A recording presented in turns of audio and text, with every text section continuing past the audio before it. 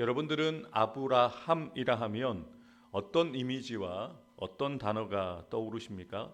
아마 대부분의 성도님들이 아브라함 하면 믿음의 조상이라는 단어를 생각하실 거라고 생각합니다. 혈통적으로 따져보면 우리는 아브라함과 다른 민족입니다. 그렇지만 신앙적으로는 아브라함의 뒤를 따르는 믿음의 후손이라고 할 수 있는 것이죠. 하나님께서 아브라함을 부르시면서 그에게 큰 민족을 이루게 하며 복을 주어 복의 근원이 되게 하시겠다는 약속의 말씀을 주십니다. 너는 너의 고향과 친척과 아버지의 집을 떠나 내가 내게 보여줄 땅으로 가라.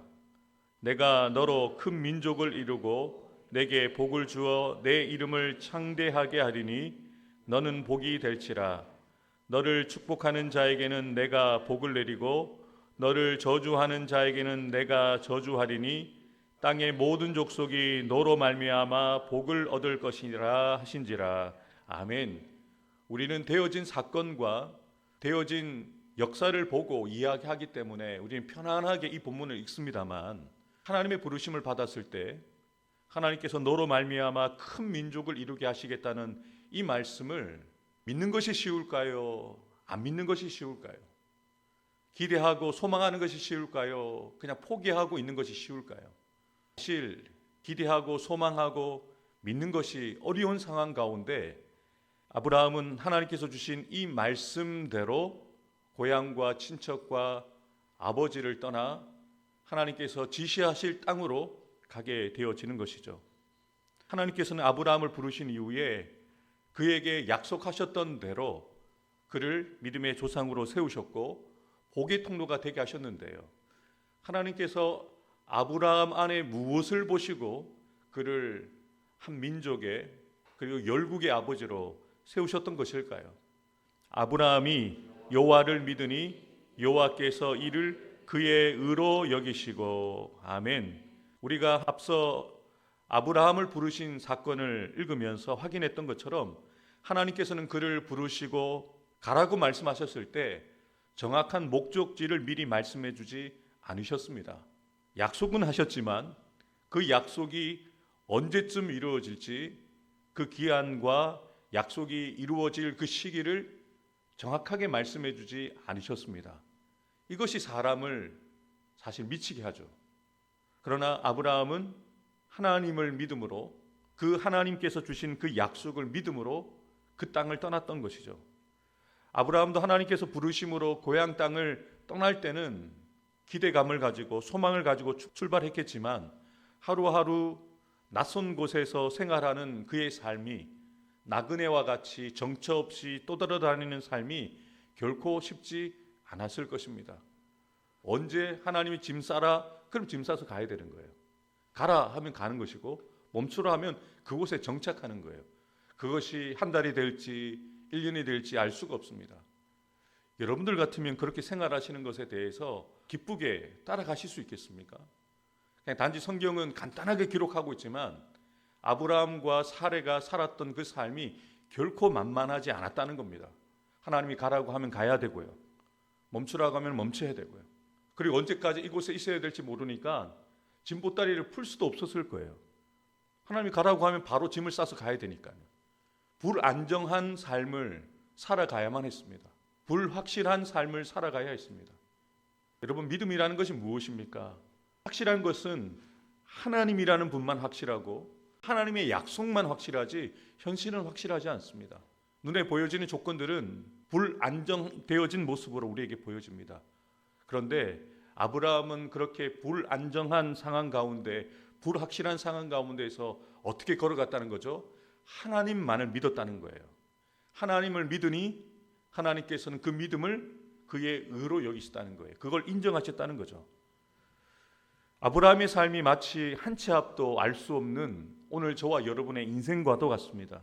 그런데 아브라함은 그럼에도 불구하고 그래도 하나님의 말씀을 그대로 믿고 나아갔다는 거죠. 그것이 믿음입니다. 하나님의 말씀이 주어졌을 때 그래도 그대로 그 길을 따라가는 것이 믿음이라는 거죠. 하나님께서 자신에게 주셨던 그 약속의 말씀을 믿었습니다. 그 말씀을 주신 하나님을 믿었던 것이죠. 하나님이 이러한 아브라함의 믿음을 의로 여기시고 그의 믿음을 인정해 주셨다는 거죠. 그렇지만 아브라함이라고 해서 항상 승리하고 성공한 삶을 살았던 것만은 아니었던 것 같습니다. 오늘 12장에만 보아도 그렇잖아요. 하나님이 부르실 때 열정적으로 그곳을 떠났던 아브라함의 모습과 가뭄이 찾아왔을 때 애굽으로 내려가는 그 아브라함의 모습은 너무 차이가 납니다. 자신의 아내를 누이라고 속이고 그 아내를 애굽 왕에게 넘기는 그 모습은 믿음의 사람의 모습과 같지 않습니다. 아브라함도 하나님의 말씀이 통하지 않을 때가 있었던 거죠. 아브라함도 믿음이 꼬울 때만 있었던 것이 아니라 식을 때도 있었다는 거죠. 더 정확하게 말씀드리면 아브라함과 하나님이 통하지 않았던 때가 있었던 거죠. 그때가 바로 애굽으로 내려갔을 때였습니다. 또한 가나안에 거주한 지 10년 후에 사레가 답답해가지고 자신의 여종 하갈을 주잖아요. 그래서 그 하갈을 통해서 이스마엘을 낳습니다. 그런데 하나님이 약속하셨을 때는 사레를 통해서 아들을 주시겠다는 거였거든요. 그런데 아브라함도 사레도 믿는 것 같았고 열정적으로 주님을 따랐던 것 같지만 그 믿음이 시기어졌을 때 인간적인 방법을 선택하는 거죠. 머리를 선택하는 것이고 경험을 선택하는 거죠. 그때가 하나님과 불통하던 시기였죠. 하나님을 향한 그 뜨거운 마음이 냉정하게 식었던 시기였거든요. 하갈이 아브라함의 아들을 낳음에 아브라함이 하갈이 낳은 그 아들을 이름하여 이스마엘이라 하였더라. 하갈이 아브라함에게 이스마엘을 낳았을 때에 아브라함이 86세였더라. 아멘. 하나님께서 분명히 사례를 통해서 아들을 주시겠다고 말씀하셨지만 무려 10년이 넘는 세월 동안 하나님이 침묵하시고 사라에게 아들이 태어날 것 같은 그런 징조를 주지 않으십니다. 얼마나 답답했겠습니까? 하루 이틀도 아니고 한 달도 아니고 1년도 아니고 10년입니다. 그래서 사라가 답답해서 자신의 몸종 여종 하갈을 아브라함에게 들여보냈고 또 아브라함도 그것을 거부하지 않습니다. 거절하지 않습니다. 아브라함의 믿음이었다면 아니다. 하나님이 당신을 통해서 아들을 주시겠다고 약속하셨으니 나는 하갈을 취할 수 없다. 이렇게 이야기를 했어야 되잖아요. 그런데 사레나 아브라함이나 똑같았다는 거죠. 그렇게 열정적으로 주님을 따르고 믿음으로 살았던 아브라함도 냉랭해진 적이 있었던 거죠. 그때가 바로 이 시기입니다. 이러한 하나님과 불통하던 시기 86세에 이스마엘을 낳고 난 이후에 아브라함에게 어떤 결과가 나타났습니까? 아브라함이 99세 때에 여호와께서 아브라함에게 나타나서 그에게 이르시되 나는 전능한 하나님이라 너는 내 앞에서 행하여 완전하라. 아멘. 창세기 17장 1절에 아브라함이 나이가 99세입니다. 16장 16절 그때 나이가 몇 살이었다고요? 아브라함이 86세였습니다. 창세기 16장 16절과 17장 1절 사이에 13년의 공백 기간이 있었다는 거예요. 무슨 말입니까? 그 13년간에는 하나님과 아브라함 사이에 특별한 일이 없었다는 겁니다. 하나님과 아브라함 사이에 소통이 없었다는 겁니다. 이게 참 기가 막힌 일이죠. 이게 얼마나 답답한 일입니까? 그 13년의 세월이 잃어버린 세월이 되어버린 겁니다.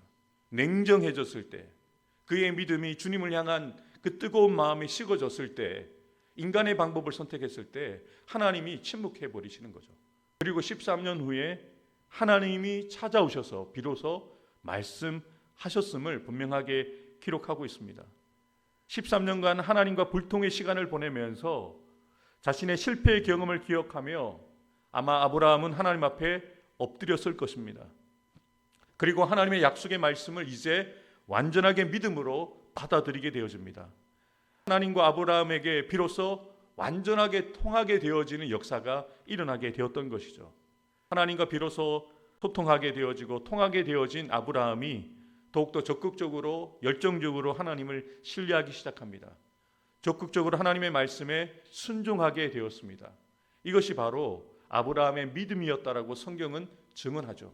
그 믿음의 그 증거로 무엇을 보여주고 있습니까? 하나님께서 이렇게 약속하십니다. 또 내 씨로 말미암아 천하 만민이 복을 받으리니 이는 내가 나의 말을 준행하였음이니라. 창세기 22장은 어떤 사건이 기록되어져 있습니까? 독자 이삭을 바치라고 말씀하셨던 하나님의 말씀에 고민도 하지 않고 말씀이 주어진 다음 날 일찍이 일어나 이삭을 데리고 모리아 산에 가서 칼을 들어서 이삭을 직접 죽이려고 했던 그 사건 이후에 하나님이 말씀하신 거예요. 아브라함이 변했습니다. 아브라함이 자신의 사랑하는 독자 이삭을 하나님께서 드리라고 하셨을 때도 망설임 없이 드릴 수 있었을 만큼 열정적인 믿음의 사람이 될 수 있었던 비결이 무엇일까요?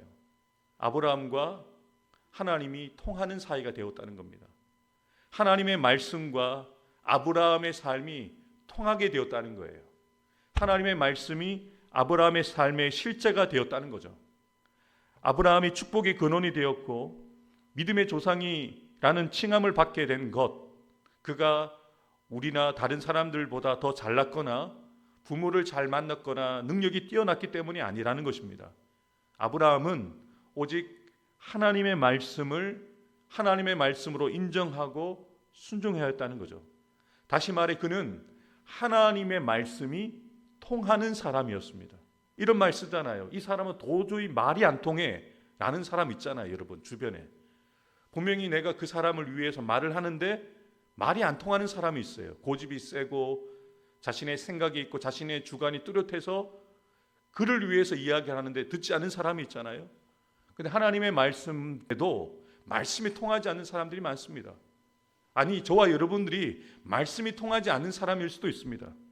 분명히 하나님께서 여러분과 저를 위해서 말씀을 주시는데 그 말씀대로 살지 않잖아요. 그러면 우리가 바로 하나님의 말씀이 통하지 않는 사람들입니다. 하나님의 말씀에 능력이 있는데 그 말씀의 능력이 우리의 삶 가운데 나타나지 않는 거죠. 근데 아브라함은 어떻습니까?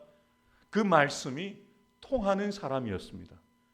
말씀의 능력이 그의 삶의 실제가 되어지는 사람이었고요. 그가 하나님 앞에 기도할 때 하나님과 통하는 사람이었다는 것입니다. 솔직히 저는 아브라함을 생각하면서 부러운 것은 그가 믿음의 조상이라는 말을 듣게 된 것이 아닙니다. 부러운 한 가지 사실과 진실은 아브라함이 하나님의 말씀과 통하는 사람이었다는 겁니다. 아브라함이 하나님과 통하는 사람이었다는 것입니다. 하나님이 아브라함에게 어떻게 말씀하시느냐? 이렇게 말씀하십니다. 여호와께서 이르시되 내가 하려는 것을 아브라함에게 숨기겠느냐? 아브라함은 강대한 나라가 되고 천하 만민은 그로 말미암아 복을 받게 될 것이 아니냐? 내가 그로 그 자식과 권속에게 명하여 여호와의 도를 지켜 의와 공도를 행하게 하려고 그를 택하였나니 이는 나 여호와가 아브라함에게 대하여 말한 일을 이루려 함이니라. 아브라함에 대해서 무엇이라고 이야기합니까? 내가 아브라함에게 숨길 것이 있겠느냐? 하나님도 아브라함과 통하기를 원하셨던 거죠. 저는 이것이 부럽습니다. 하나님께서 여러분들에게 그분이 하시는 것을 숨기지 않는 사람이라면 우리가 얼마나 복되고 얼마나 하나님께 은혜 받은 사람이겠습니까? 자신의 뜻과 계획을 사람인 아브라함에게 숨기지 않으실 만큼 아브라함은 하나님과 통했던 사람이었다는 겁니다. 우리가 이 땅을 살아가면서 어떻게 해서든지 우리는 남들보다 나은 삶을 살려고 하고 성공하는 삶을 살기 위해서 최선을 다하고 또 우리가 나아가는 길이 막힘이 없게 하기 위해서 나를 어떻게 해서든 이끌어주는 사람을 우리는 찾습니다. 우리의 막힌 인생을 뚫어준 사람들을 찾아 헤맵니다. 사실 나보다 더 나은 사람을 빽삼으면 그래도 조금 나았겠죠. 그런데 얼마간은 성공할 수 있습니다만 높은 사람, 힘이 있는 사람을 통하여 얼마간의 우리의 삶이 편할 수는 있습니다만 그것이 영원히 통하지 않는다는 거죠. 언젠가는 막히게 되어질 것이고 언젠가는 그것이 끊어질 날이 온다는 것이죠. 아브라함은 이러한 사실을 자신의 인생을 통해서 깨달은 거죠.